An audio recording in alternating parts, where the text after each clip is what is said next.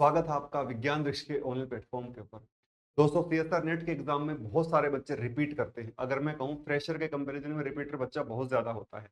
बच्चा 2 बार 3 बार 4 बार रिपीट करता है और फिर भी वो एग्जाम में सक्सेस नहीं हो पाता। उसके पीछे काफी सारे रीजंस होते हैं, बट इस वीडियो में मैं आपको 4 रीजन बताने वाला हूँ जिसकी वजह से एक रिपीटर बच्चा कभी भी सक्सेसफुल नहीं हो पाता और 99% जो बच्चे हैं वो बार बार रिपीट ही करते रह जाते हैं और एट द एंड इस एग्जाम की प्रिपरेशन को लीव कर देते हैं।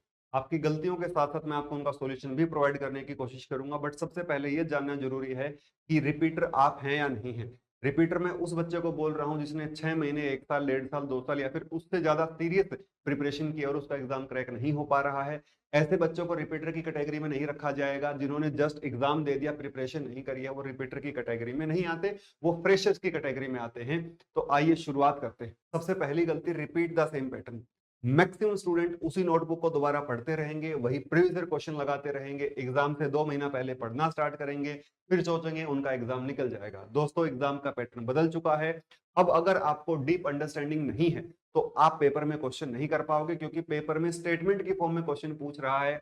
आपको एक क्वेश्चन के अंदर 4 क्वेश्चन का जवाब देना होता है। अगर आपको उनमें से एक का भी आंसर नहीं पता तो आप क्वेश्चन अटेम्प्ट नहीं कर पाते हो। तो आपको अपना पढ़ने का तरीका, अपना पैटर्न चेंज करना होगा।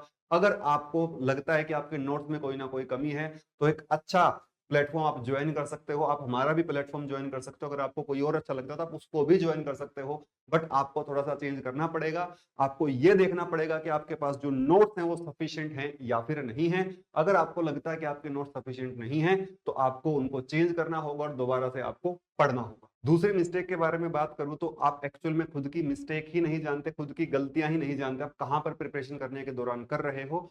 मैं यहां पर यह बोलना चाहता हूं कि आपको यह नहीं पता एक्चुअली कि आपको थ्योरी कौन से टॉपिक की नहीं आती, आपको कोऑर्डिनेशन में क्या चीज आपकी वीक है। शायद अगर आपको पता है तो कहीं ना कहीं आपके सबकॉन्शियस माइंड के अंदर है, आपको एक्चुअल में वो चीज कभी भी ध्यान नहीं आती और आप उसके ऊपर काम भी नहीं करते हो। किस टॉपिक की आपको थ्योरी नहीं आती है, किस टॉपिक के आपने प्रीवियस ईयर क्वेश्चन नहीं किए हैं, किस टॉपिक के आपने रेफरेंस बुक क्वेश्चन नहीं किए, किस टॉपिक के आपने नए पैटर्न के क्वेश्चन नहीं किए, इसका आपको कोई भी आइडिया नहीं होता। आप जस्ट क्या करते हो, नोटबुक पढ़ते हो, पीवाईक्यू कर लेते हो, बात खत्म।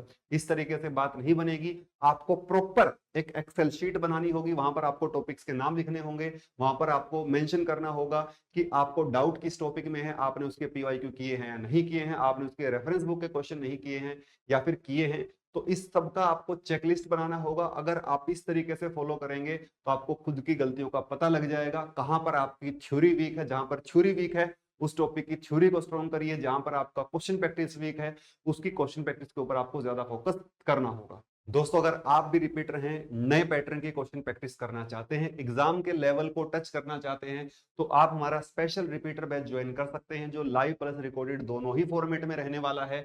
उसमें हम आपको नई स्ट्रेटेजी, नए कंटेंट के साथ मौका देते हैं नई सक्सेस हासिल करने का। इसके लिए आपको हमारी विज्ञान दृश्य ऐप डाउनलोड करनी होगी या फिर आप दिए गए नंबर के ऊपर भी कांटेक्ट कर सकते हो, जिसमें हम आपको कुछ सैंपल क्वेश्चन प्रोवाइड कर देंगे व्हाट्सएप के ऊपर ही, तो आप उनको देखकर प्रॉपर्ली एनालाइज भी कर सकते हैं। इंडिपेंडेंस डे ऑफर में ये बैच आपको 20% ऑफर मिल रहा है, जिसके लिए आपको कूपन कोड अप्लाई करना होगा, इंडिया इन कैपिटल लेटर्स। तीसरी गलती, आई नो एवरीथिंग वाला एटीट्यूड, और मेरे अकॉर्डिंग सबसे डेंजरस है किसी भी इंसान के लिए, किसी भी स्टूडेंट के लिए। क्योंकि अगर ये चीज आपके अंदर है ना तो आप कभी भी खुद की गलती मानोगे ही नहीं, और जब तक आप खुद की गलती नहीं मानोगे, उसको पहचानोगे नहीं, तो आप उसको सही कैसे करोगे।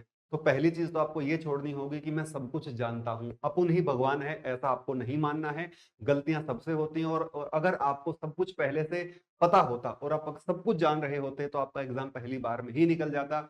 उठिए, दोबारा से शुरू करिए, आप एग्जाम को अब भी निकाल सकते हैं, और इस एटीट्यूड को छोड़ दीजिए। लास्ट में 2 शब्द, over confidence and over thinking, दोनों से ही आपको बचना है। ओवर कॉन्फिडेंस मैं आपको बता चुका हूं। ओवर थिंकिंग के बारे में बात करूं तो मैक्सिमम बच्चा जब 1 या 2 बार फेल हो जाता है, वो सोचता है कि मैंने बहुत मेहनत करी, 6 महीने, 1 साल, मेरी जिंदगी खराब हो गई है, अब पता नहीं क्या होगा, क्या मेरा फ्यूचर होगा। देखिए दोस्तों, ये वो टाइम है जब आप अपनी लाइफ को हमेशा के लिए चेंज कर सकते हो। ये वो टाइम है जो आपको बताएगा कि आप कहाँ गलतियां करते हो किसी भी चीज को करने के दौरान, या फिर आप अपनी गलतियों को कैसे सुधार सकते हो। आपको शायद और हार्ड वर्क करने की जरूरत है, आपको शायद और अपनी स्ट्रेटेजीज को चेंज करने की जरूरत है।